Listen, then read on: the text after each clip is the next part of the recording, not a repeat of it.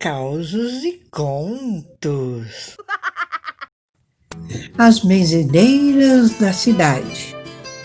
Muitas vezes a medicina e a ciência não conseguem explicar ou resolver alguma questão e acabam falhando.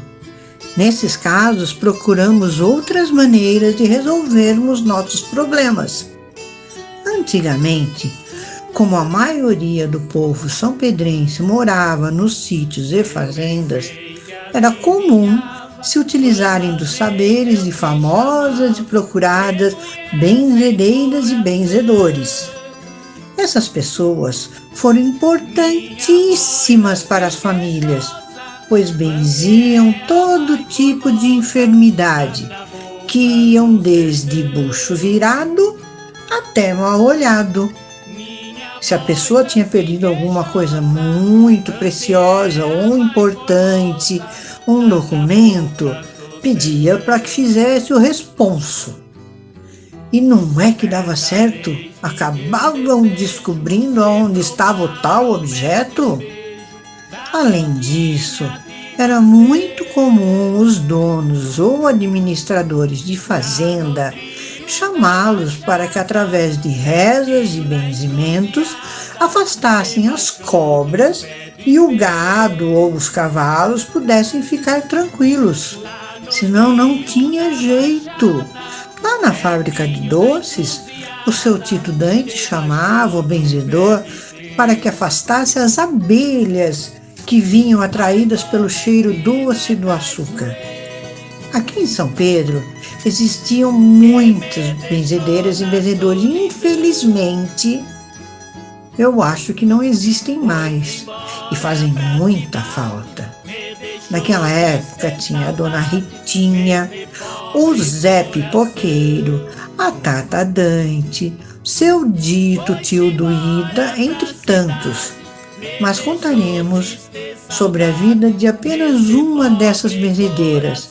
Era a Dona Maria Antônia Stangerlin, a Dona Antônia, avó do nosso amigo Marcos Braga.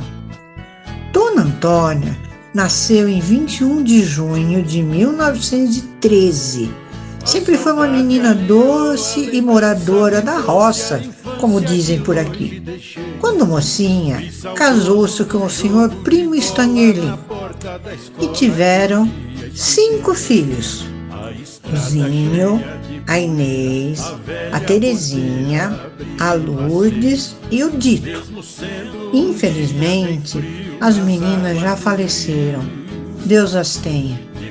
Dona Antônia era uma pessoa doce, mas não era boba nada. Ela educava os seus filhos e depois ajudou a educar os seus netos de uma maneira bastante ordeira e rígida. Quando algum deles aprontava algo, já podia preparar o braço, porque lá vinha beliscão.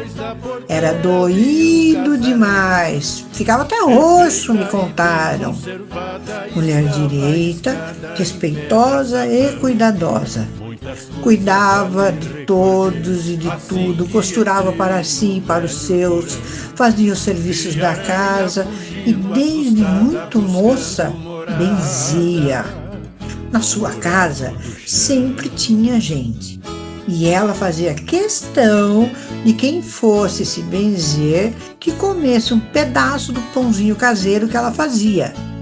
E que era uma delícia, aliás, eu me lembro bem desse pãozinho. Além de que ela queria que a pessoa tomasse um pouco de café, nem que fosse só um golinho. Ela fazia tanta questão, mas tanta questão, e ficava muito satisfeita quando as pessoas gostavam, e todo mundo gostava.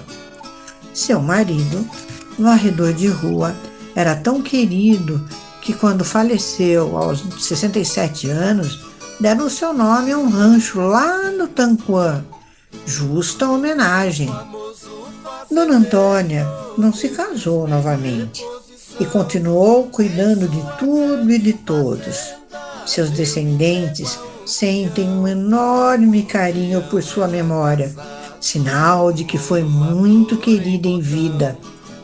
Como tinha enfisema pulmonar, Às vezes precisava ser internada às pressas, e em uma dessas vezes, infelizmente, ela não resistiu. E em 1993, com 80 anos, Deus a chamou para o seu lado. Me lembro, como se fosse hoje, da sua alegria, bondade e vontade de fazer o bem. Ficará para sempre nos corações de quem a conhecia e daqueles que receberam os seus benzimentos. Pessoas boas e que dedicaram a vida a fazer coisas boas devem ser lembradas sempre. E serão, sim, gente. Podem contar com isso. E para quem não acredita nesses benzimentos, tem aquela famosa frase do William Shakespeare, que diz assim: há mais coisas entre o céu e a terra do que pode imaginar nossa vã filosofia. Até mais, pessoal!